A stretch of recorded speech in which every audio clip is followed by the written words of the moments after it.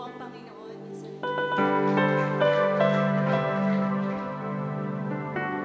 Ang sabi po sa Psalm 118, verse 29,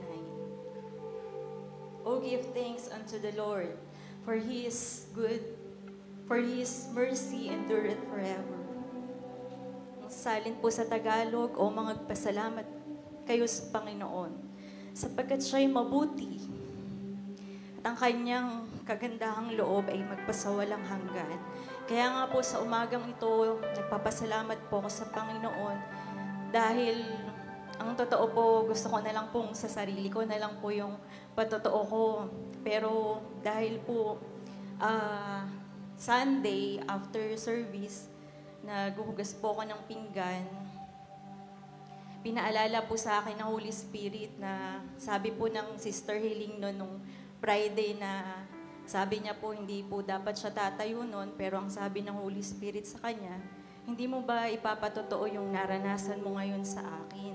Kaya ayun po, alam ko na po yun, na inuutusan po ako na maibahagi po yung naranasan namin mag-asawa. Bali Thursday po noon, dahil super busy po sa work, hindi po talaga ako nakapag-open ng Messenger. So Wednesday po pala, nag-chat na pong Ate Carol sa GC na may part po ako, kailangan ko po yun practicein. Nakita ko lang po yun ng Thursday after ko po umuwi ng bahay from office. So sabi niya, yun, nabasa ko nga po na may aawitin daw po ako. Honestly po, hindi po ako ganun kalakas ng loob pag umaawit po ng mag-isa. Ano po yun ni Ate Carol. Kaya dahil po tinuturuan po tayo ng obedience, pag sinabi po ng leader natin na ito yung bahagi mo, aralin mo, susunod po tayo. So inawit ko po yun. After ko po kasing dumating, nagbasa po ako.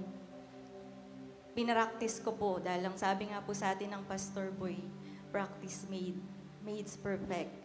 So 3 beses ko pong inawit yung "Surely the presence is in this place." 3 beses po yun. Tapos nanalangin na po kami mag-anak. Natulog na po kami. Mga 1 o'clock po, ginising po ko ng Holy Spirit. So sabi ko dun sa asawa ko, nakita ko po, gising pa po siya. Sabi ko, paabot po ng Bible ko.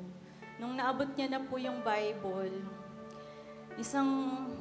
hindi ko po maipaliwanag yung amoy po na first time ko lang po yun maranasan na sobrang bango po siya na hindi naman po siya matapang. Naalala ko po yung sinasabi ng Sister Oaklet na ang bango-bango dito sa harapan, na amoy nyo ba dyan? Tapos sinasabi rin po yun ng Sister Hiling na para po sa akin, ito po yung bagong karanasan. Na sabi ko po dun sa asawa ko, baba po siya, baka natapon yung pabango ng anak ko. Nung bumaba po siya, chinek niya, hindi naman po nabasag or wala pong natatapon na pabango. Pag-akyat niya po, nandun na po yun sa puso ko na pag walang natapon na pabango, dinalaw kami ng Panginoon. So, kinikilabutan po ako hanggang sa mga oras na ito, pag naalala ko po yun dahil nagkaroon po ako ng curiosity nung pag naririnig ko po yun sa sister, ano kaya yung amoy na yun? At nung po sa pagkakataon na yun,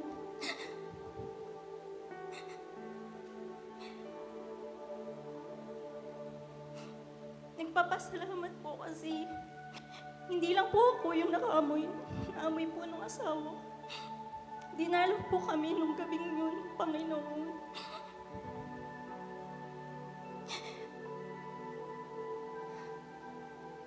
Alam niyo po, pag pinagtetest mic po kami sa choir, isa-isa,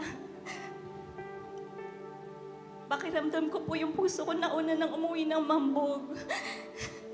Kasi po kinakabahan po talaga ako pag yung boses ko na lang yung naririnig ko pag magte-test mic or pag awitin po yung gano'n, tas ako na lang.